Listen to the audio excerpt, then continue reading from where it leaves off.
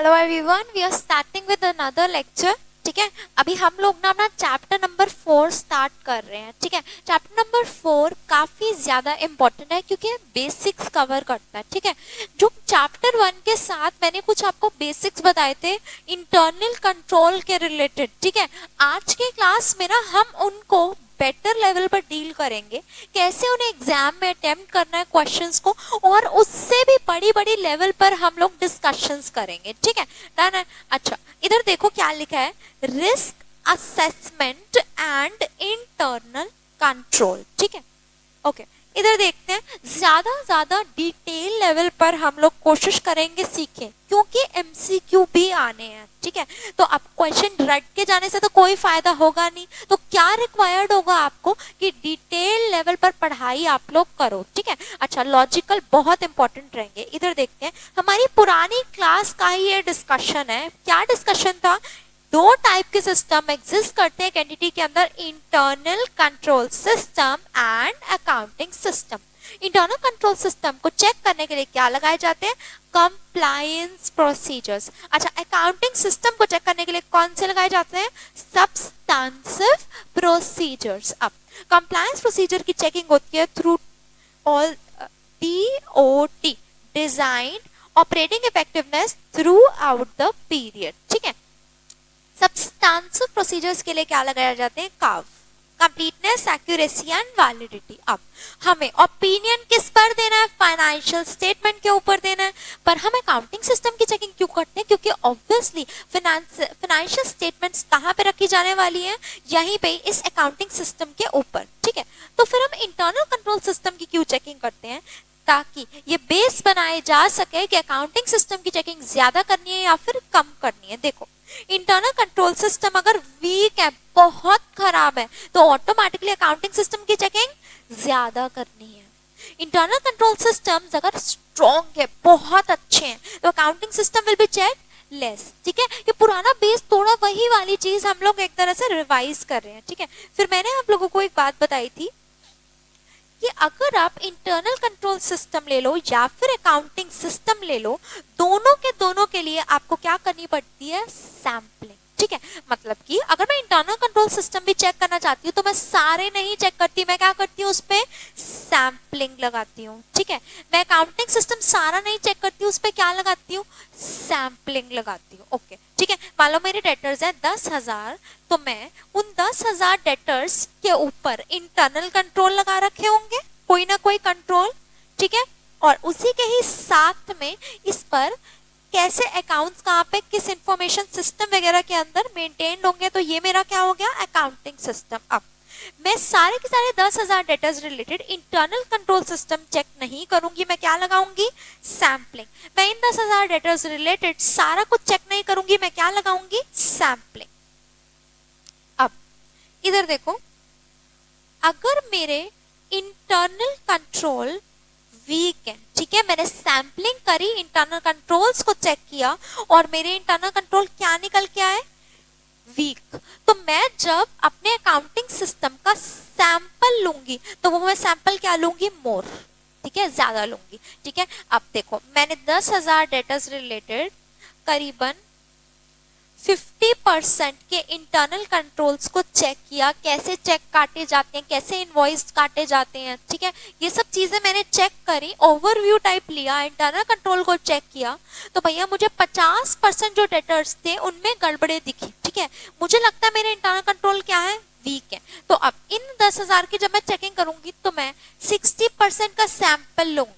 ठीक है, मैं ज्यादा अपना सैंपल साइज को बढ़ा दूंगी। मैंने क्यों सैंपल साइज बढ़ा दिया? क्योंकि आईसी क्या है? वीक। अगर आईसी वीक है तो अकाउंटिंग सिस्टम की चेकिंग ज्यादा होगी, अगर आईसी स्ट्रॉन्ग है तो फिर अकाउंटिंग सिस्टम की चेकिंग कम होगी। अब अच्छा, अभी ना मेरा यहां से एक बड़ा ही सही सा कॉन्सेप्ट स्टार्ट होता है। देखो जरा, देखो, इसे ध्यान से सुनना। मैं एक यहाँ पे टर्म तुम्हें बता रही हूँ, उस टर्म को सुनो और समझने की कोशिश करो प्लीज। अपनी कॉपीज के अंदर ना, रिस्क मतलब खतरा, अनडिटेक्टेड मतलब छुपी हुई,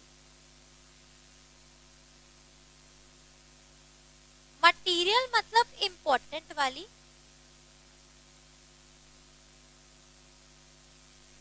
मिस स्टेटमेंट मतलब गड़बड़। अच्छा, ये खतरा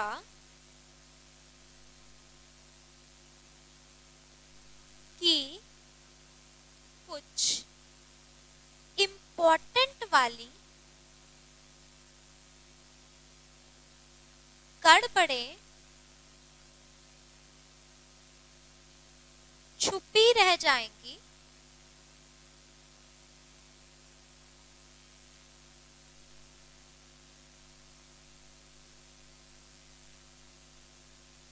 उसे बोलते हैं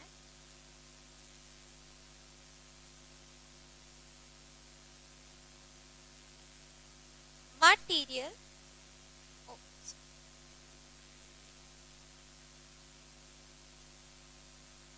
risk of undetected material misstatement। ठीक है, ये खतरा कि कुछ इंपॉर्टेंट वाली गड़बड़ें छुपी रह जाएंगी उसे क्या बोलते हैं, risk of undetected material misstatement. ठीक है, बात समझ आ गई। अब कंफ्यूज नहीं होना, इधर आओ, ये देखो,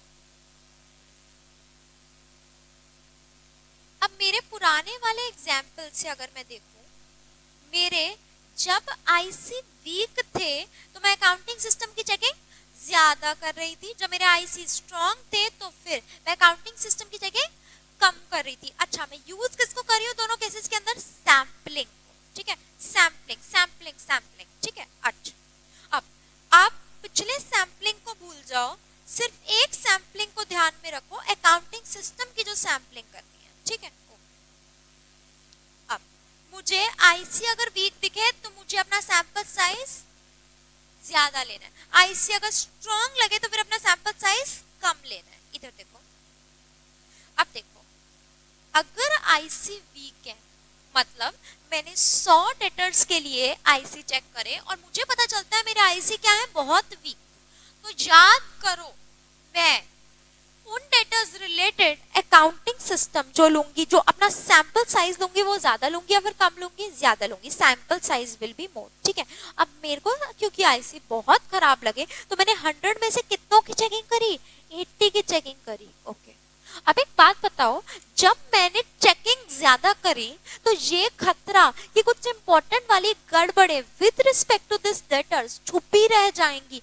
वो ज्यादा होगा या फिर कम होगा, भैया कम हो जाएगा कि नहीं हो जाएगा, तो रिस्क ऑफ अनडिटेक्टेड मटेरियल में स्टेटमेंट विल गो डाउन। ठीक है, डन, इतनी बात समझ आई। क्योंकि मैंने चेकिंग ज्यादा की करी तो मेरा ये खतरा कि कुछ चीजें छुपी रह जाएंगी वो क्या हो जाएगा, कम। अच्छा, मेरे आईसी बहुत स्ट्रॉन्ग है, मुझे पहले से ही पता है कि मेरे आईसी अगर बहुत ज्यादा स्ट्रॉन्ग है तो ऑटोमेटिकली मैं अपना सैंपल साइज क्या लूंगी, छोटा लूंगी। ठीक है, 100 में से मैंने सिर्फ और सिर्फ 20 को चेक किया। ठीक है, अब ये खतरा कि कुछ चीजें छुपी रह जाएंगी वो ज्यादा हो या फिर कम, हमने सारे डेटर्स को तो चेक ही नहीं किया, हमने तो सिर्फ 20 को चेक किया क्योंकि आईसी बहुत ज्यादा स्ट्रॉन्ग थे, ऑटोमेटिकली मेरा खतरा कि कुछ इंपॉर्टेंट वाली चीजें छुपी रह जाएंगी वो क्या हो जाएगा, बढ़ जाएगा। ठीक है, डन। अब जल्दी से अपनी कॉपीज के अंदर चैप्टर नंबर 4 की हेडिंग डालो। ठीक है, चैप्टर 4 के अंदर ये बॉक्स आपको पूरा का पूरा देखना है। ठीक है, अब ये वाला पार्ट छोड़ देना, सिर्फ इतना देखो,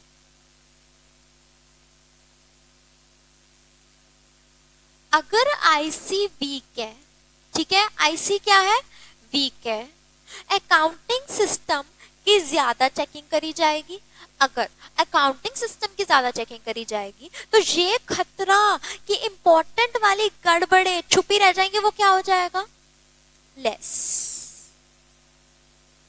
ठीक है, अच्छा, आईसी की चेकिंग, आईसी बहुत स्ट्रॉन्ग है तो मैंने अकाउंटिंग सिस्टम की चेकिंग कम कर दी, बिल्कुल।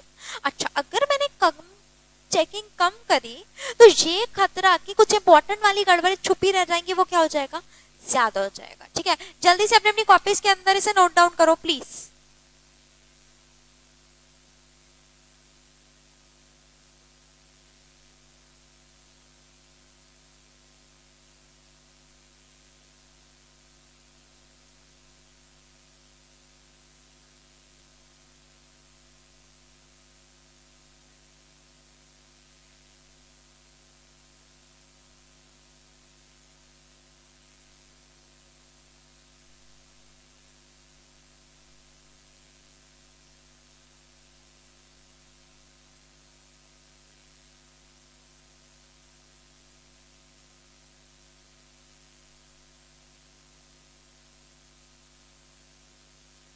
ठीक है, अब ध्यान से सुनो, मैं कोई एक चीज रीड करा रही हूँ, इसके हम लोग सबसे पहले हिंदी लिखेंगे। ठीक है, पहले रीड करेंगे, उसके बाद इसकी हिंदी लिखेंगे, फिर इसे हम कनेक्ट करेंगे इस टेबल के साथ। ठीक है, audit risk means the risk that the auditor gives an inappropriate audit opinion when the financial statements are materially misstated.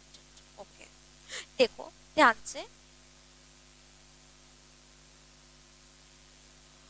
Auditor कहीं गलत ओपिनियन ना दे दे जबकि फाइनेंशियल स्टेटमेंट्स मटेरियली मिसस्टेटेड। ठीक है, इधर इधर देखो प्लीज, इंपॉर्टेंट चीज। अब पिछली क्लास के अंदर हम लोगों ने ओपिनियन पढ़ा था कि नहीं पढ़ा था, पढ़ा था। ठीक है, याद करते हैं फटाफट से, हमने अपने ओपिनियन के अंदर क्या क्या पढ़ा था, कितने टाइप के ओपिनियन होते हैं, 4 टाइप्स ऑफ ओपिनियन। ठीक है, नंबर 1 मेरा unqualified, number 2 qualified, number 3 adverse, disclaimer. इसको बोला जाता है अनक्वालिफाइड अनमॉडिफाइड ओपिनियन, और जैसे ही ओपिनियन में थोड़ा सा भी चेंज कर दिया तो इसे क्या बोला जाता है, मॉडिफाइड। ठीक है, डन, इतना हमने पढ़ा था। अब इसका बेस क्या था हमारे ओपिनियन का, देखो मैंने बोला था ना समरी भी करेंगे हम। ठीक है, अच्छा इसकी समरी करते हैं ओपिनियन की। देखो सबसे पहले अगर मुझे बातें दिखती है मटीरियल और परवेसिव, ठीक है, 3 चीजें देखनी है आपको, मटीरियल, परवेसिव। ठीक है, और तीसरी चीज मुझे ऑडिट एविडेंसेस ऑब्टेन हुए या फिर नहीं हुए, 3 चीजें आप ध्यान में रख लो। ठीक है, अच्छा अगर बातें हैं मटीरियल और परवेसिव और ऑडिट एविडेंसेस भी ऑब्टेन हुए, तीनों की तीनों चीजें अगर एग्जिस्ट करती हैं तो ऑटोमेटिकली मैं कौन सा ओपिनियन दूंगी, एडवर्स। ठीक है,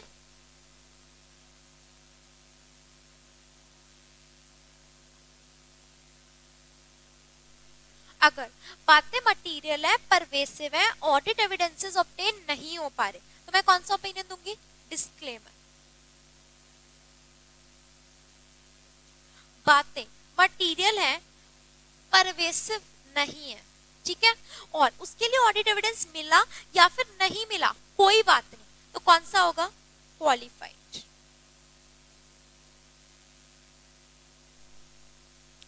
बातें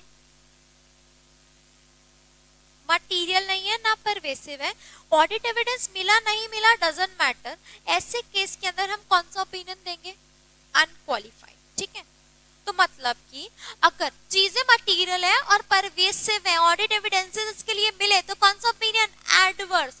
बातें मटेरियल है, परवेसिव है, बट ऑडिट एविडेंसेस नहीं मिले, कौन सा ओपिनियन, डिस्क्लेमर। ठीक है, अगर बातें मटेरियल है बट परवेसिव नहीं है, ऑडिट एविडेंस मिला नहीं मिला डजंट मैटर, कौन सा ओपिनियन, क्वालिफाइड। अगर बातें मटेरियल भी नहीं है, परवेसिव भी नहीं है, ऑडिट एविडेंस की कोई बात ही नहीं आई, हम कौन सा ओपिनियन दे देंगे, अनक्वालिफाइड। ठीक है, डन, इतनी बात समझ आती है। अब इसी को ही एक बार बेस लो और इस लाइन को रीड करो, audit risk means the risk that the auditor gives inappropriate audit opinion when the financial statements are materially misstated. ठीक है, इसका मतलब पता है क्या है, ऑडिटर ने गलत ओपिनियन दे दिया जबकि फाइनेंशियल स्टेटमेंट्स मिसस्टेटेड थी, खराब थी। इसका मतलब ओपिनियन देना था या तो एडवर्स या तो डिस्क्लेमर या फिर अनक्वालिफाइड, पर चला कौन सा गया, अनक्वालिफाइड। ठीक है, इसका मतलब ये बनता है, जाना था एडवर्स डिस्क्लेमर क्वालिफाइड, बट चला कौन सा गया, अनक्वालिफाइड। ठीक है, उसको बोला जाता है ऑडिट रिस्क, कि कहीं ऑडिटर गलत ओपिनियन ना दे दे। प्लीज